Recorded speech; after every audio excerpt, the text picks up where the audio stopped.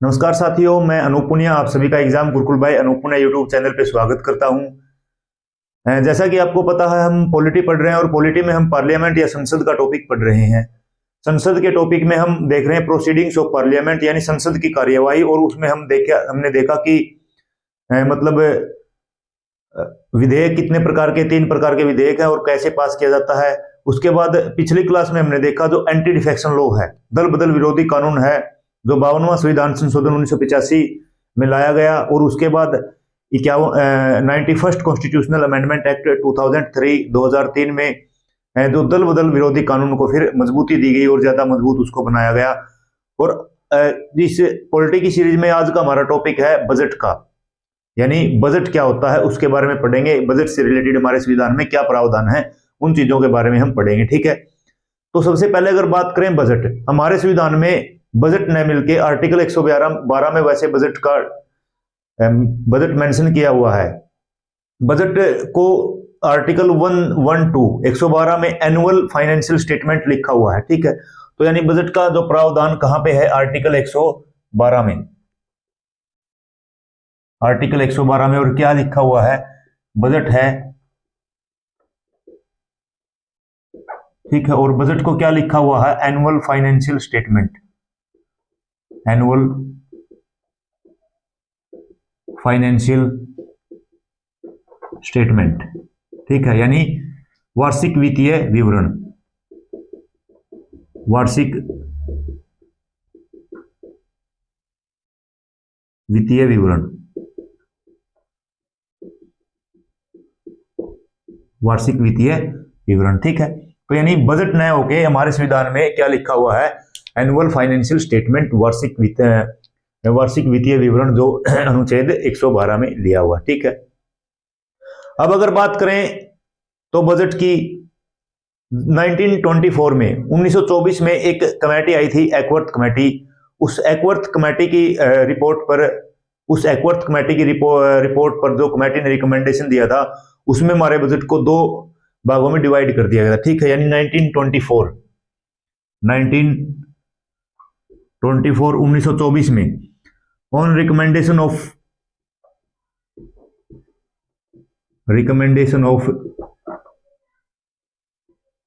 Acworth committee, Acworth committee report, 1921 में ये committee बनी थी, एक्वर्थ कमेटी रिपोर्ट, ठीक है। यानी एक्वर्थ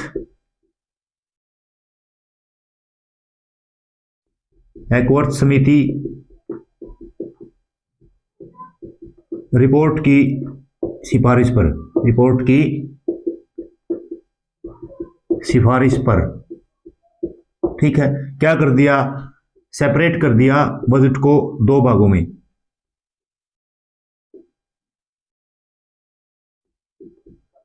सेपरेट कर दिया बजट को 2 भागों में। एक जो रेलवे बजट था उसको अलग कर दिया और एक को बोला गया जनरल बजट, यानी आम बजट, और इसको बोला गया रेलवे बजट। 1924 में रेलवे बजट को अलग करने का एक मकसद था, क्योंकि उस समय पे हमारे देश के ऊपर जो ब्रिटिशर्स थे वो शासन कर रहे थे, अंग्रेज शासन कर रहे थे। और हमारे देश में रेलवे को लेके आने के लिए 1853 में अंग्रेजों के द्वारा ही हमारे देश में रेलवे की शुरुआत की गई थी। एक रेलवे था जो अंग्रेजों के लिए इकोनॉमी का बहुत अच्छा फैक्टर हुआ करता था, यानी वो बहुत ज्यादा रिवेन्यू जनरेट भी करते थे रेलवे से। और रेलवे सेक्टर था तो वो 1920-22 तक आते आते, 1920 के दशक तक आते आते बहुत बड़ा सेक्टर बन चुका था रेलवे का। इसलिए अब अंग्रेजों ने ये समझा कि हाँ, कि भाई रेलवे को एक अलग से बजट दे देना चाहिए, ताकि जो इसमें रेलवे में जो बजट है उससे रेलवे में जितनी भी डिमांड होती है, जितने भी कार्य होते हैं, निर्माण होते हैं, उनका जो आसानी से निर्माण किया जा सके, इसलिए फिर रेलवे बजट को अलग कर दिया गया। और 1924 से 2017 तक ऐसे ही चला। और 2017 में फिर क्या कर दिया, दोनों बजट को मर्ज कर दिया गया, ठीक है। Railway budget plus general budget, और इनको क्या कर दिया गया मिला के यूनियन बजट, यानी केंद्रीय बजट इनको अब बोला जाता है। ठीक है, अब जो क्या है, रेलवे बजट अलग से नहीं आता, 2017 के बाद से ही क्या है, रेलवे बजट और जनरल बजट को मर्ज करके क्या बना दिया, यूनियन बजट बना दिया। ठीक है, तो ये था बजट। और देखो बजट हमारे संविधान में लिखा हुआ भी नहीं है, हमारे संविधान में लिखा हुआ एनुअल फाइनेंशियल स्टेटमेंट यानी वार्षिक वित्तीय विवरण।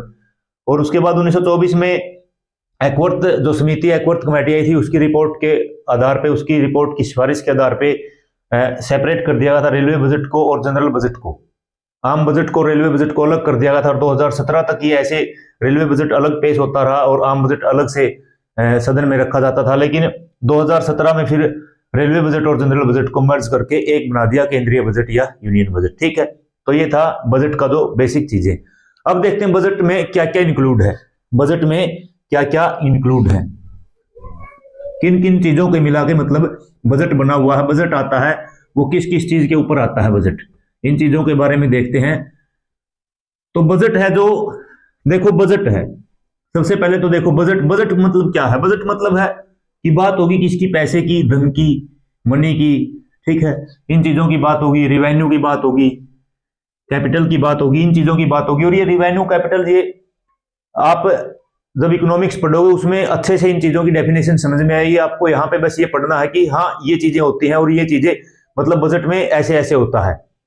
जब इकोनॉमिक्स पढ़ोगे आपको जो चीजें स्पेसिफिक, जो टर्मिनोलॉजी है वो समझ में आएगी आपको। ठीक है, लेकिन यहाँ पे थोड़ा सा कॉम्प्लिकेटेड है बजट का चैप्टर, लेकिन आप आराम से क्या करना है, इनको इत्मीनान से जुड़े रहना और आराम से समझने की कोशिश भी करना। और अगर एक बार समझ में ना आए तो वीडियो को रिपीट करके देखना। तो सबसे पहले तो बजट में क्या क्या है, बजट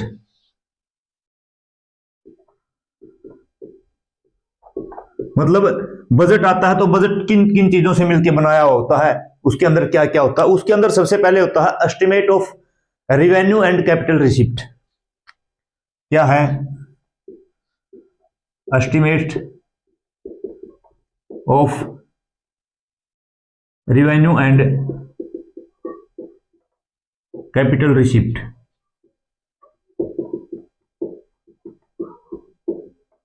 कैपिटल रिसिप्ट, ठीक है, यानी जो राजस्व और जो पूंजी है उसकी जो अनुमानित प्राप्ति कितनी होगी। ठीक है, यानी राजस्व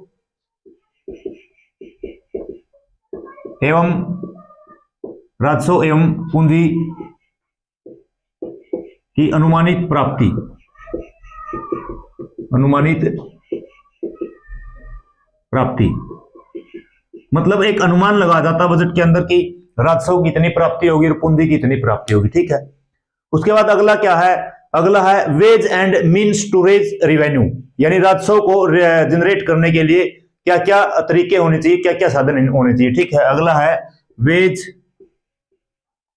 veg and means to raise revenue, to raise revenue. ठीक है, यानी राजस्व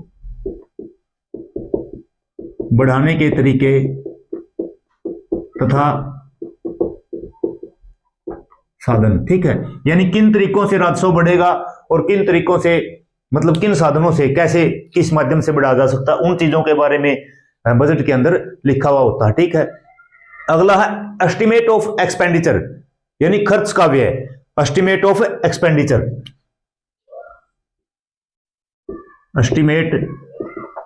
estimates of expenditure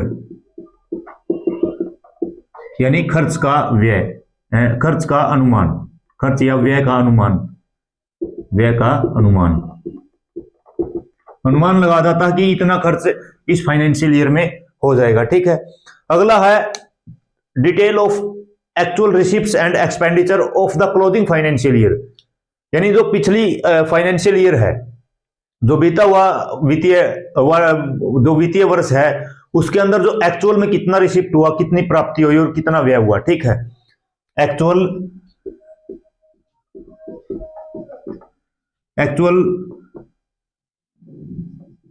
receipts, actual revenue receipts details लिख लेते हैं, details of actual receipts and details of actual receipts and expenditure of the closing financial year of the closing financial year। ठीक है, यानी बीते वर्ष का वास्तविक, बीते वर्ष का वास्तविक, बीते वर्ष की वास्तविक प्राप्तियां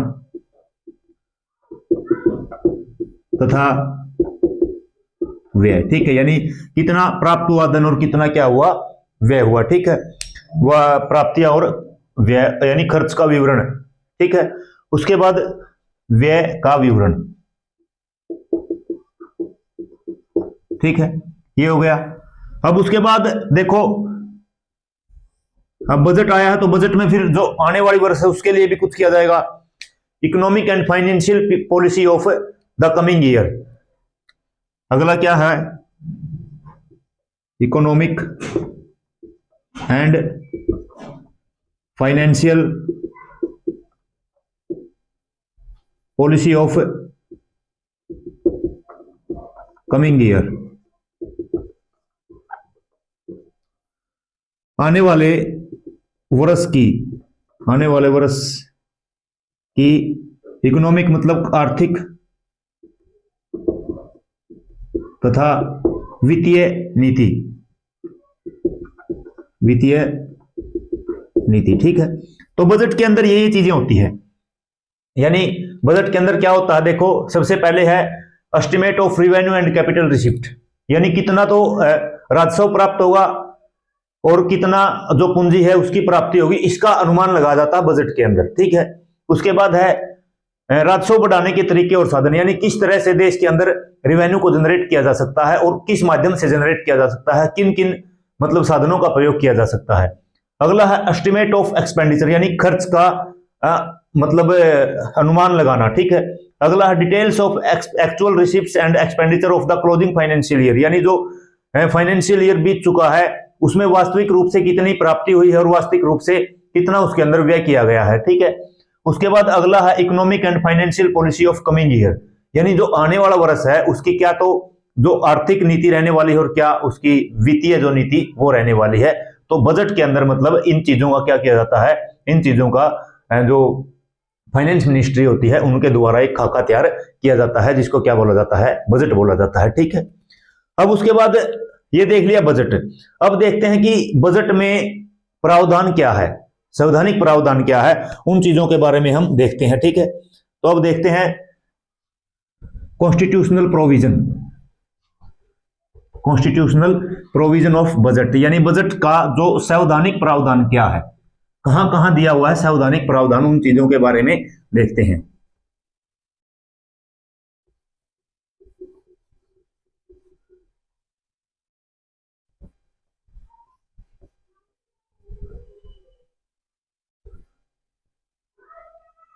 अब क्या देखेंगे, कॉन्स्टिट्यूशनल प्रोविजन।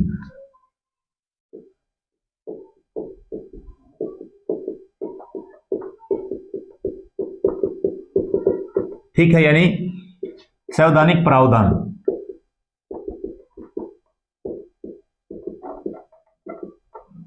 संवैधानिक प्रावधान, संवैधानिक प्रावधान में पहला क्या है, जो प्रत्येक फाइनेंशियल ईयर होती है उसमें राष्ट्रपति सदन में मतलब पार्लियामेंट के दोनों सदनों में क्या रखते हैं, क्या रखवाते हैं, वो बजट को रखवाते हैं। ठीक है, यानी पहला प्रावधान है आर्टिकल 112 में। आर्टिकल 112 में क्या है, every financial year, every financial year, प्रत्येक वार्षिक वर्ष, प्रत्येक वित्तीय वर्ष, प्रत्येक वित्तीय वर्ष। ठीक है, प्रत्येक वित्तीय वर्ष क्या करते हैं वो, प्रत्येक वित्तीय वर्ष करते हैं वो जो बजट है उसको सदन संसद के दोनों सदनों में रखवाते हैं। ठीक है, laid before the both house of parliament, both the houses of parliament, संसद के दोनों सदनों में रखवाया जाता है।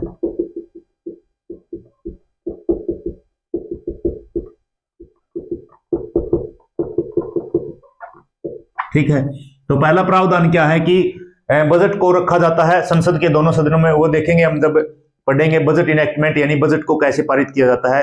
ठीक है, तो बजट पे 2-3 क्लास लगेंगी। तो पहला प्रावधान कहां पे है? आर्टिकल 112 में, प्रत्येक फाइनेंशियल ईयर, प्रत्येक वित्तीय वर्ष, ईच फाइनेंशियल ईयर, जो बजट है संसद के दोनों सदनों में रखवाया जाता है। ठीक है, अब देखो फाइनेंशियल ईयर कब तक होती है? फाइनेंशियल ईयर की अगर बात करें, फाइनेंशियल ईयर शायद आपको पता ही है सभी को, 1 अप्रैल टू 31 मार्च। ठीक है, जो वार्षिक वर्ष होता है, सॉरी वित्तीय वर्ष होता है, वो कहां से कहां तक होता है? 1 अप्रैल से 31 मार्च तक होता है। ठीक है, तो पहला प्रावधान कहां पे है? आर्टिकल 112 में। ठीक है, अगला प्रावधान कहां पे है? अगला प्रावधान है आर्टिकल 113 में। आर्टिकल 113 में क्या है कि जो अनुदान की मांग है वो राष्ट्रपति की सिफारिश के बिना नहीं की जा सकती। ठीक है, यानी no demand for grant shall be made except on the recommendation of president. Article 113 में अगला प्रावधान कहां पे है? आर्टिकल 113 में, सेकंड, आर्टिकल 113 में क्या है? No demand for grants shall be made accept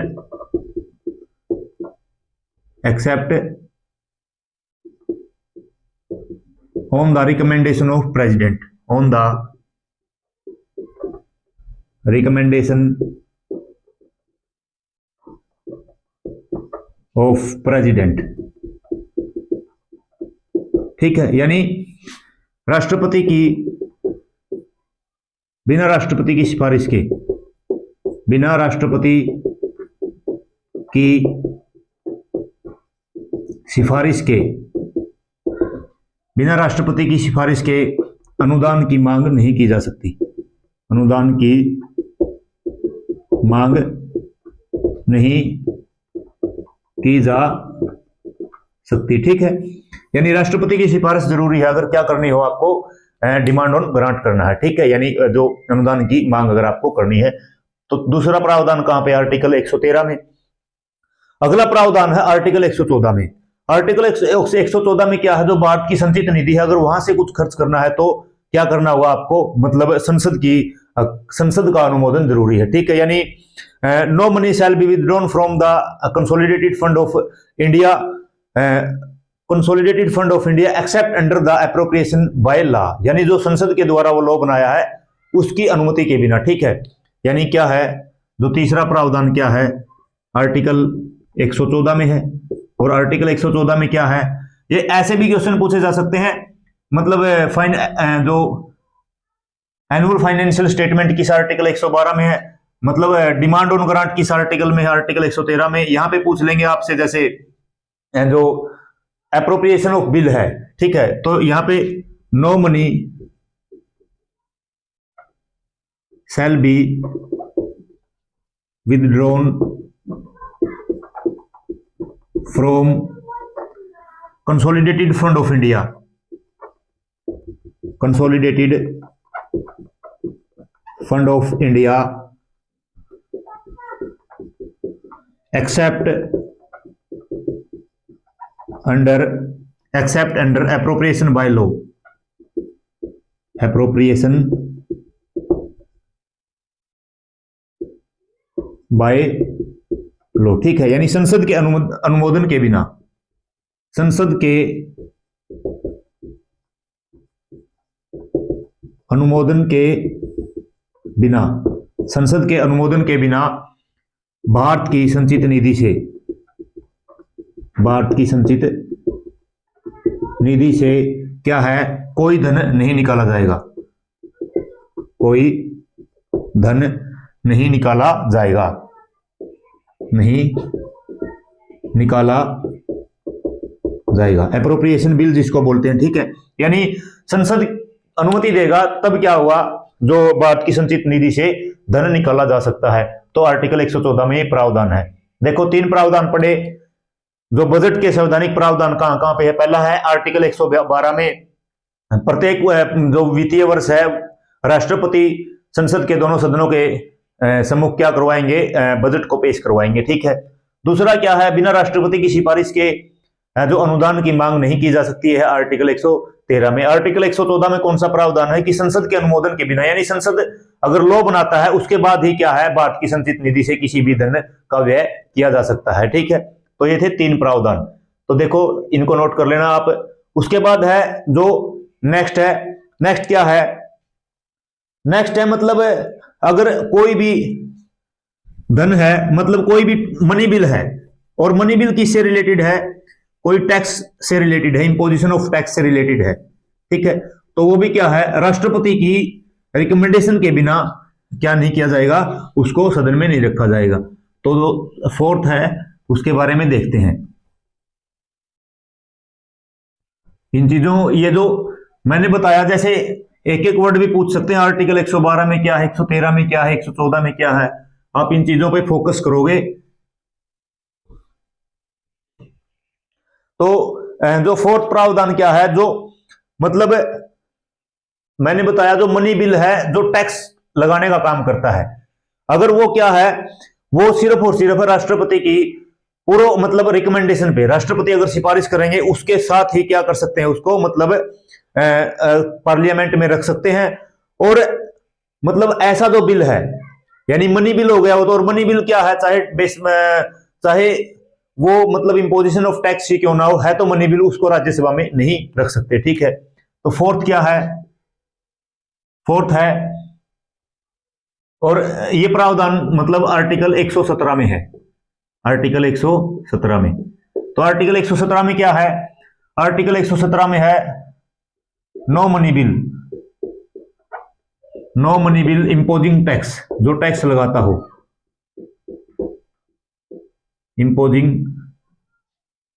imposition of tax,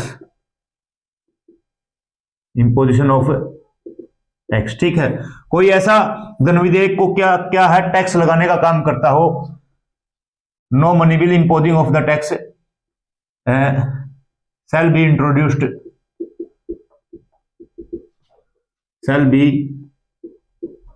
introduced in parliament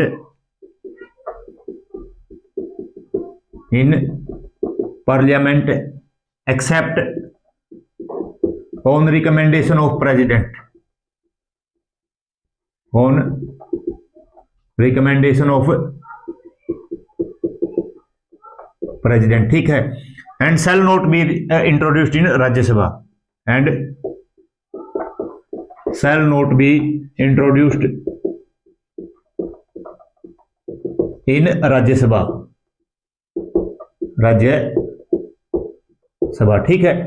यानी कोई धन विधेयक अगर टैक्स लगाने का काम करता है, यानी बिना राष्ट्रपति की सिफारिश के, बिना राष्ट्रपति की सिफारिश के कोई कर का निर्धारण करने वाला, कर का निर्धारण करने वाला कोई धन विधेयक संसद में पेश नहीं किया जाएगा। बिना राष्ट्रपति के कोई धन विधेयक संसद में नहीं रखा जाएगा, संसद में नहीं रखा जाएगा, और न ही राज्यसभा में। और राज्यसभा में और ऐसा विधेयक, और ऐसा धन विधेयक राज्यसभा में नहीं रखा जाएगा, राज्यसभा में नहीं रखा जाएगा,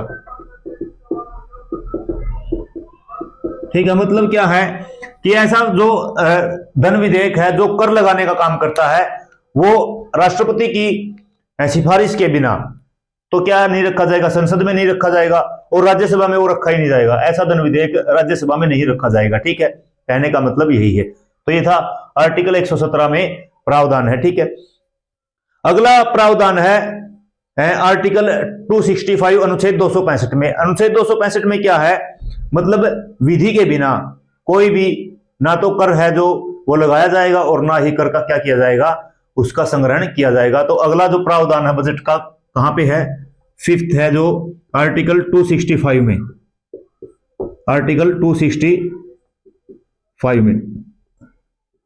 आर्टिकल 265 में क्या है, no tax shall be levied और collected except by the authority of law. No tax shall be levied और कलेक्टेड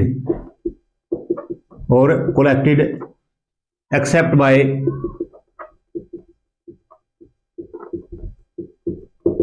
अथॉरिटी ऑफ लॉ। ठीक है, except by authority of law, यानी जो विधि के प्राधिकार, विधि के प्राधिकार के बिना किसी कर को,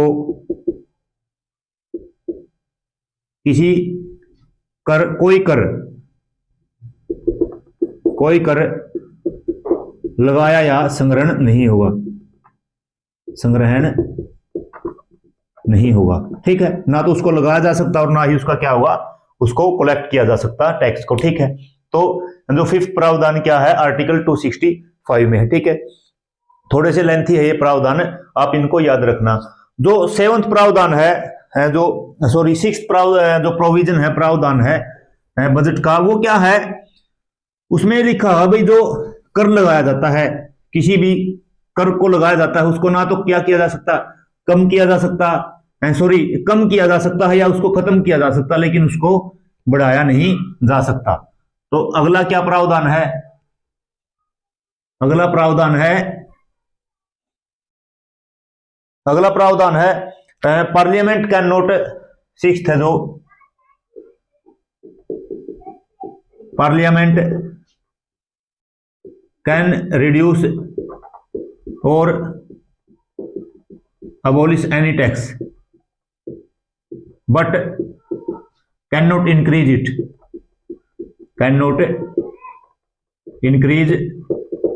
ठीक है, यानी संसद किसी कर को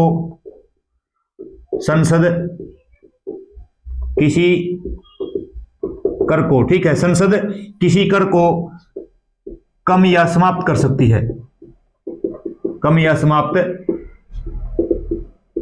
सकती है, लेकिन उसको बढ़ा नहीं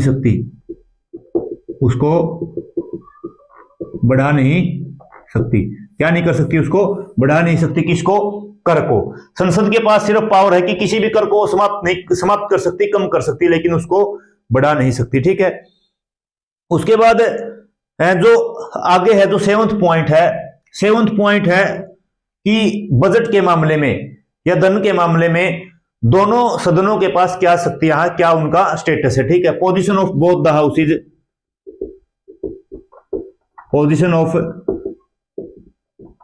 the houses with regards to budget. ठीक है, बजट के मामले में, यानी इनएक्टमेंट ऑफ बजट बोल लो या बजट के मामले में। ठीक है, यानी बजट पर दोनों सदनों की भूमिका। ठीक है, दोनों सदनों की भूमिका। इसमें पहली भूमिका क्या है, इसमें पहली भूमिका यही है भाई, कोई मनी बिल है या कोई फाइनेंस बिल है, क्या है, या तो कोई मनी बिल है या कोई फाइनेंशियल बिल है। क्या करता है, जो इंपोजिशन ऑफ टैक्स का काम करता है, कर लगाने का काम करता है, इंपोजिशन ऑफ टैक्स का काम करता है। ठीक है, धन विधेयक है या वित्त विधेयक है, इंपोजिशन ऑफ टैक्स लगाने का मतलब कर लगाने का काम करता है। तो मतलब कर लगाने का काम करता है और धन विधेयक है, तो इसका मतलब क्या है, वो सिर्फ और सिर्फ कहां पे, लोकसभा में रखा जाएगा। Introduced only in Lok Sabha, introduced only in Lok Sabha. ठीक है, कहां रखा जाएगा, वो लोकसभा में रखा जाएगा। हिंदी में लिख लेना, धन विधेयक या कोई वित्त विधेयक है, क्या है, धन विधेयक या वित्त विधेयक है, जो कर लगाने का काम करता है वो सिर्फ और सिर्फ लोकसभा में रखा जाएगा, वो राज्यसभा में ऐसा नहीं रखा जाएगा। और ये प्रावधान किसमें दिया हुआ है, यहां पे लिख लेते हैं ए, आर्टिकल 109 में ऐसा प्रावधान है। तो इसका मतलब क्या है, इसका मतलब है भाई बजट के मामले में फिर क्या है, यहां पे राज्यसभा के पास क्या है, कम शक्ति है, आर्टिकल 109 में ये दिया हुआ है। तो राज्यसभा के पास यहाँ पे क्या है, भूमिका, राज्यसभा की भूमिका कम है बजट के मामले में, अगर यहाँ पे देखें। अगला है जो राज्यसभा के पास vote on demand for grant की पावर नहीं है। ठीक है, बी क्या है, Rajya Sabha, Rajya Sabha, Rajya Sabha has no power, no power of vote on demand for grant, demands for grants. ठीक है, यानी राज्यसभा के पास अनुदान की मांग पर मतदान की शक्ति नहीं है, मतदान की शक्ति नहीं है। ठीक है, मतदान की शक्ति नहीं है, यानी यहां पे भी क्या है, राज्यसभा की भूमिका कम है। और ये कहां पे है, किस आर्टिकल में है, यहां पे लिख देना आप, आर्टिकल 113 की ये बात है। देखो डिमांड ऑन ग्रांट कहां बताया था मैंने, आर्टिकल 113 में, तो उससे रिलेटेड प्रावधान भी कहां होगा, फिर आर्टिकल 113 में। यहां मैंने इसलिए बताया कि मैं दोनों सदनों में की मतलब भूमिका बता रहा हूं कि बजट के मामले में किस सदन की भूमिका ज्यादा है, किस सदन की भूमिका कम है। अभी तक तो ये देखा कि राज्यसभा की भूमिका क्या है, दोनों में कम है। ठीक है, और कोई भी धन विधेयक हमको पता है, तीसरा क्या है, जो मनी बिल है उसको क्या है, Rajya Sabha must return within 14 days, Rajya Sabha must return within 14 days to Lok Sabha, Lok Sabha के पास उसको वापस भेजेगी। ठीक है, ये इसका तो पता ही, आप हिंदी में लिख सकते हो कि जो धन विधेयक है राज्यसभा 14 दिन के अंदर उसको लोकसभा के पास भेजेगी। अगर 14 दिन में ऐसा नहीं करती तो राज्यसभा से धन विधेयक को पारित मान लिया जाता है, और राज्यसभा उसको ना तो रिजेक्ट कर सकती और ना ही उसको के अंदर संशोधन कर सकती। राज्यसभा सिर्फ संशोधन की क्या कर सकती है, रिकमेंड कर सकती, सुझाव दे सकते हैं। लोकसभा का मन करे तो, चाहे तो वो जो संशोधन राज्यसभा द्वारा दिए जाते हैं उनको माने या ना माने, वो किसकी मर्जी है, वो लोकसभा की मर्जी है। ठीक है, तो ये हमने क्या देखे, ये हमने देखा जो 7वां पॉइंट था उसमें देख ली हमने पोजीशन क्या क्या है दोनों सदनों की। तो तीनों मामलों में हमने क्या देखा, राज्यसभा की भूमिका कम है, लोकसभा की भूमिका ज्यादा है। ठीक है, उसके बाद अगला है जो कंसोलिडेटेड फंड ऑफ इंडिया के ऊपर जो चार्ज किए जाते हैं जितने भी एक्सपेंडिचर हैं, वो क्या है, सदन में उनके ऊपर वोटिंग नहीं होगी, यानी expenditure charge on consolidated fund of India. लेकिन उसके ऊपर क्या हो सकता है, डिस्कशन, चर्चा हो सकती है। ये बात हम आगे भी पढ़ेंगे, जब हम पढ़ेंगे चार्ज एक्सपेंडिचर यानी भारित व्यय पढ़ेंगे, तो वहां पे भी हम ये चीजें पढ़ेंगे। ठीक है, तो 7वां पॉइंट देख लिया था, 8वां पॉइंट देखते हैं। 8वां पॉइंट क्या है, charge expenditure, charge on expenditure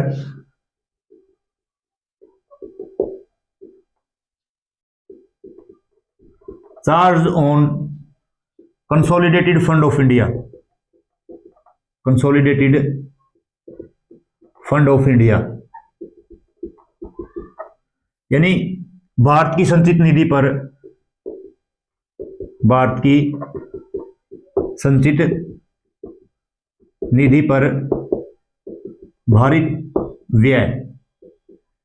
मतलब चार्ज का मतलब क्या है कि भाई ये जो व्यय है, ये खर्चे हैं, ये भारत की संचित निधि के ऊपर लगाए जाते हैं। यानी भारत की संचित निधि हमेशा इनको क्या, एक तो है देखो चार्ज एक्सपेंडिचर चार्ज ऑन, एक है expenditure made by, made from, ठीक है। चार्ज अपॉन का मतलब उसके ऊपर भारित है, उसके ऊपर चार्ज है, ये भी आपको ये करना होगा। और मेड फ्रॉम का मतलब है कि जब संसद के द्वारा क्या बनाए जाते हैं, उनके मामले में कानून बनाए जाते हैं और व्यय किया जाता है पैसा, ठीक है। तो जो भारत की संचित निधि से भारित व्यय है वो क्या है, वो मतलब पार्लियामेंट में उसके ऊपर वोट नहीं हो सकती, ठीक है, यानी can not voting in parliament, ठीक है, यानी संसद में मतदान नहीं हो सकता इसके ऊपर, संसद में मतदान नहीं, ठीक है, क्या नहीं होगा, संसद में मतदान नहीं होगा इसके ऊपर, but discussion, but can be discussed, चर्चा की जा सकती है, चर्चा की जा सकती है, ठीक है। चार्ज, ये याद रखना, भारित व्यय होते हैं जो, चार्ज अपॉन या चार्ज ऑन, ठीक है, किससे, संचित निधि से, कंसोलिडेटेड फंड ऑफ इंडिया से जो चार्ज खर्चे हैं वो भारित व्यय होते हैं, उनके ऊपर वोटिंग नहीं हो सकती, सिर्फ और सिर्फ उनके ऊपर क्या हो सकती है, उनके ऊपर चर्चा हो सकती है, ठीक है। उसके बाद अगला है जो बजट है, बजट एक तो एक्सपेंडिचर है यानी व्यय है, जो रिवेन्यू अकाउंट है, राजस्व अकाउंट है, उसको अलग करता है अदर एक्सपेंडिचर से, ठीक है, यानी बजट सेल डिस्टिंग्विश्ड, 9 क्या है, budget shall distinguished the expenditure, budget shall distinguish the expenditure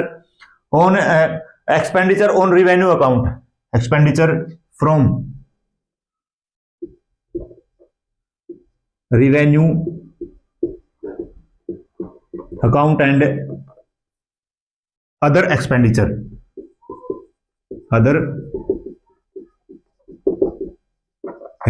यानी बजट किसके, जो रिवेन्यू अकाउंट, राजस्व लेखा के व्यय तथा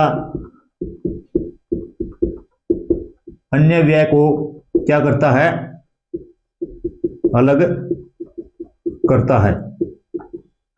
बजट में साफ साफ लिखा होता है कि भाई ये राजस्व लेखा से यानी रिवेन्यू अकाउंट से खर्च हुआ है या खर्च कहीं किसी अन्य जगह से किया गया है, उन चीजों को क्या है, सेग्रीगेट किया जाता है, ठीक है।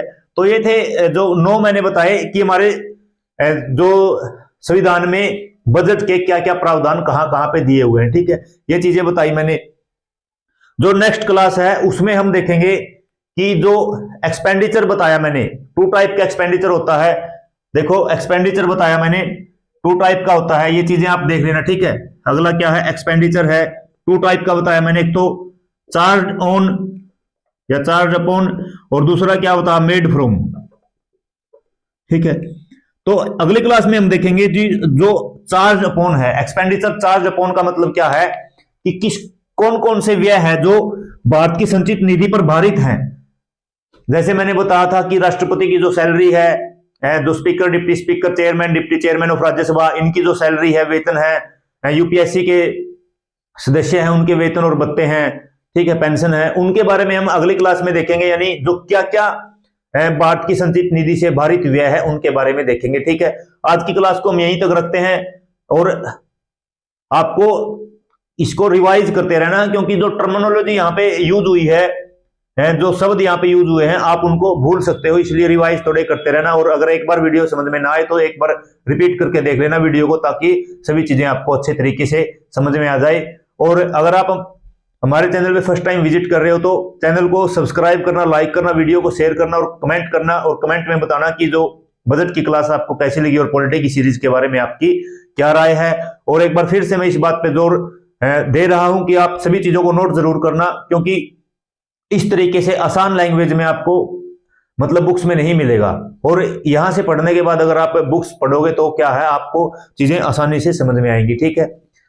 और इस चैनल पे आप इतना समर्थन दे रहे हो, अपना प्यार और प्रेम दिखा रहे हो, उस प्यार प्रेम के लिए, उस समर्थन के लिए, सहयोग के लिए आप सभी का बहुत बहुत धन्यवाद। Thank you. जय हिंद, जय भारत। मिलते हैं एक और बेहतरीन क्लास के साथ, तब तक के लिए आप सभी को नमस्कार।